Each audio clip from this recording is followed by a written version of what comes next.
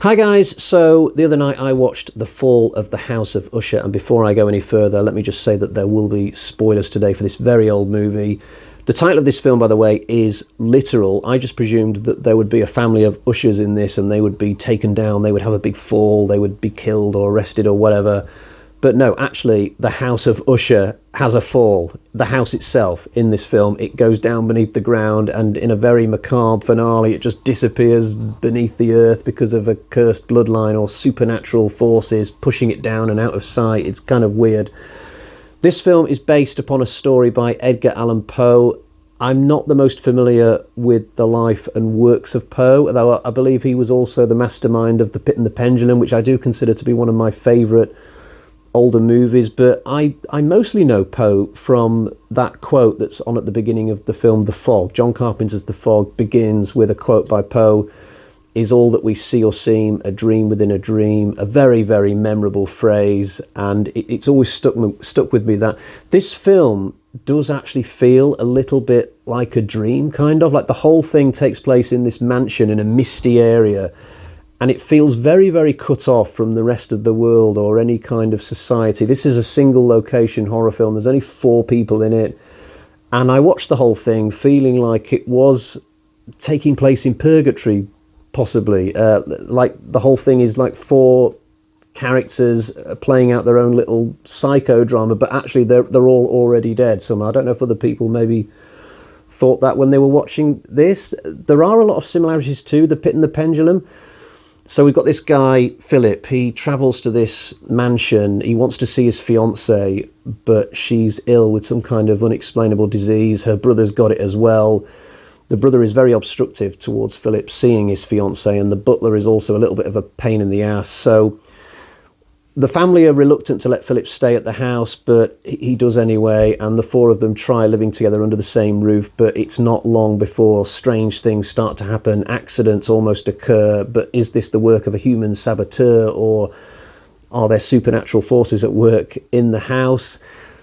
Similarities to The Pit and the Pendulum. So you've got this guy going to this house in the middle of nowhere, and all sorts of bad things happen, and that is also a single location film. It does feel like the Fall of the House of Usher is a little bit of a warm-up for The Pit and the Pendulum, which would come a year later. I think that Pit and the Pendulum film is a lot easier to fall in love with because there's just so much more stuff happening in it. It's very colourful. There's a lot of incredible things about that film which are very, very difficult to forget.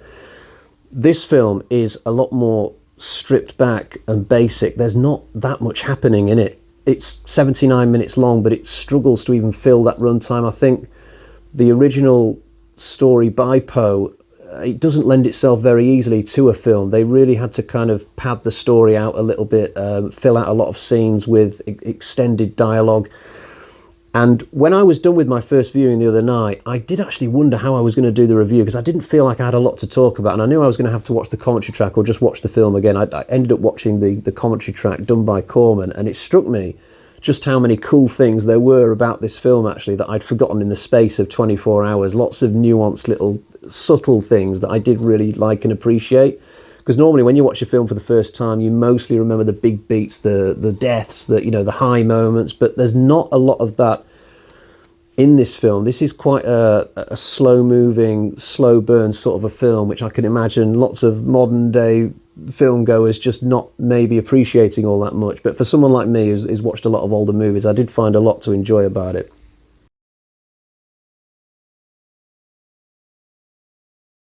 I bought this film primarily because Vincent Price is in it, and I've become something of a fan of his in recent years. I've enjoyed checking out a new film of Price's every now and again. This could not be any more of a typical Vincent Price type role if it tried. I mean, it's just got everything in it that I associate with Vincent Price. So he's playing somebody who's very mysterious. We never really know what he's thinking. It always seems, though, like he's reflecting on some old tragedy that's happened to him, and it's kind of ruined his life a little bit and made him all melancholic.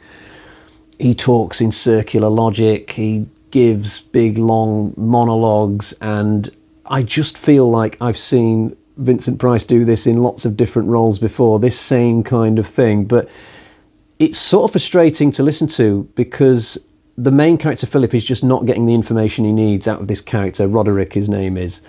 If this was a real life situation, I kind of feel like Philip would get to the bottom of what Roderick knows a lot quicker, but he doesn't. He just kind of looks frustrated at Roderick every time. He's just going around in circles, explaining things, but not quite explaining things. But I guess if Roderick was a lot more forthright about what is going on in the House of Usher, then we wouldn't have the big mysteries in this film for as long as we do, and the film would be less enjoyable, I guess. I really enjoy the performance of the woman in this. I think her name is Myrna Faher, something like that. She plays the character of Madeline. I've never heard of this actress before, but she's extremely charming, very good looking.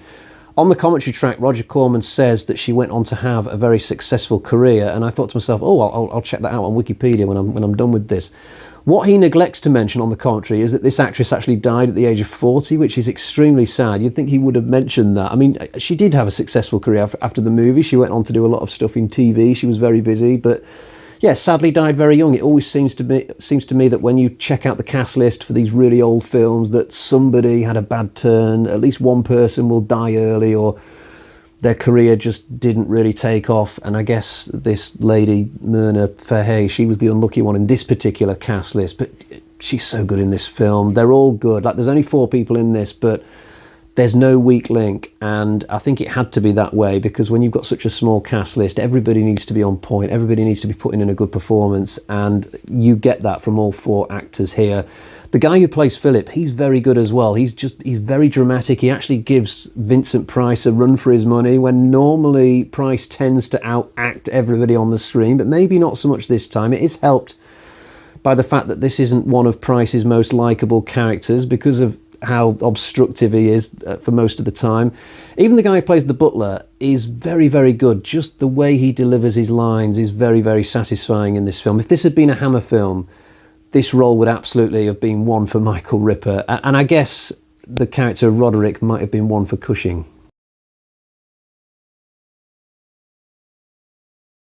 So just to give you a few of the choice highlights, there's an excellent dream sequence towards the end. It's more weird than scary, but still very well done, I thought. There are also a couple of really good moments where first Madeline and then Roderick show Philip different parts of the castle. So firstly, Madeline shows Philip this underground crypt that's full of like mausoleums and caskets filled with the bones of Usher ancestors going back decades, possibly centuries. It's a little bit creepy. I can't say I would want such a place beneath my feet in my home. Even better, Roderick shows Philip all these paintings that are on the wall on the staircase, and these paintings are, again, they're of ushers who used to live in this place, but they are long deceased. And the way that he describes these characters, they just sound like absolute fiends. He describes this one woman as a harlot who ended up living in a madhouse, and this other guy who's got red eyes in the painting, he was a bit of a monster as well. And it just gives you a little bit of a shiver as you're listening to these tales. But the way that the paintings have been drawn, it's just a little bit weird. It's like they're not the normal kind of paintings that are going for a very lifelike look. They just seem to have been blurred a little bit, as if the personalities of the people in the paintings have blurred a little bit because of the curse. I'd love to know how far back this curse actually goes and what caused it in the first place. Did some distant usher 1,000 years ago make some kind of deal with the devil, like in Ready or Not or something like that? It's never explained, at least I don't think it is, and I kind of like that. It just preserves some of the core mystery of the film. The ending is a little bit Evil Dead, with the way that Madeline comes back to life and she's got blood beneath her fingers and that kind of possessed look in her face. There's a couple of what I guess would pass for jump scares that are quite well handled.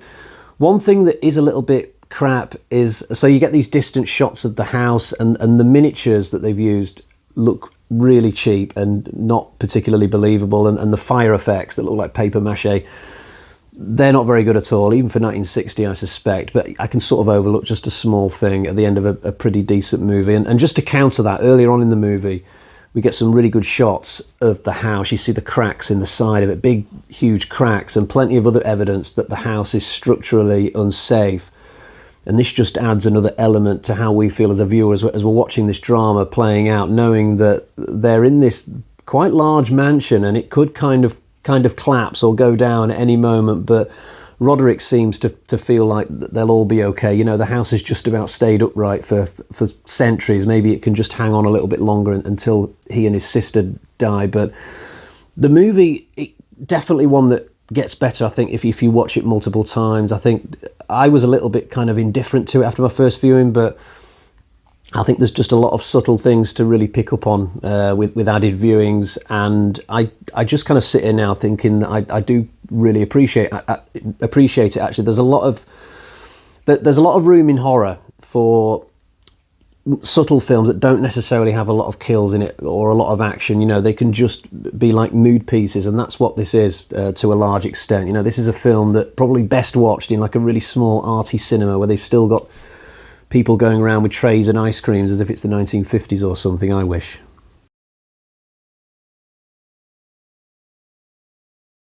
So before we wrap up, I'll quickly show you the copy of the film that I've got. Here is my Blu-ray copy of The Fall of the House of Usher. It is an Arrow, so you're guaranteed great picture and audio quality. Lots of features on here as well. As I said earlier, I have watched the audio commentary with Roger Corman, the director. He's very stoic and businesslike. He kind of reminds me of John McTiernan when he's talking about his movies. But even though he says he hadn't seen the movie for 20 years at the time he did the commentary, he's still got a lot to offer when you watch this track. It's not a bad one at all. Also on the disc, something called Legend to Legend, an interview with former Corman apprentice Joe Dante, an interview with author and Gothic horror expert Jonathan Rigby. This is a name that I see crop up on a lot of Blu-rays, Jonathan Rigby. Fragments of the House of Usher, a specially commissioned video essay by critic and filmmaker David Cairns, examining Corman's film in relation to Poe's story. Archival interview with Vincent Price, and the original trailer. So quite a lot of bits and pieces, and I think it's a cracking product.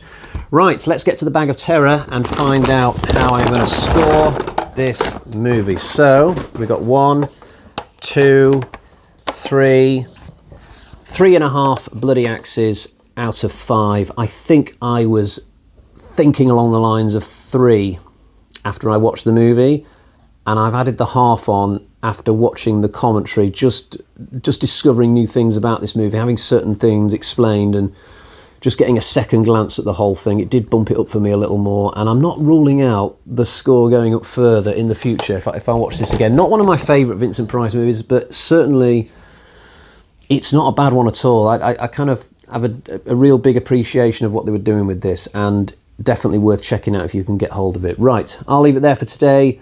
I'll be back very soon. Until next time, cheerio, bye-bye.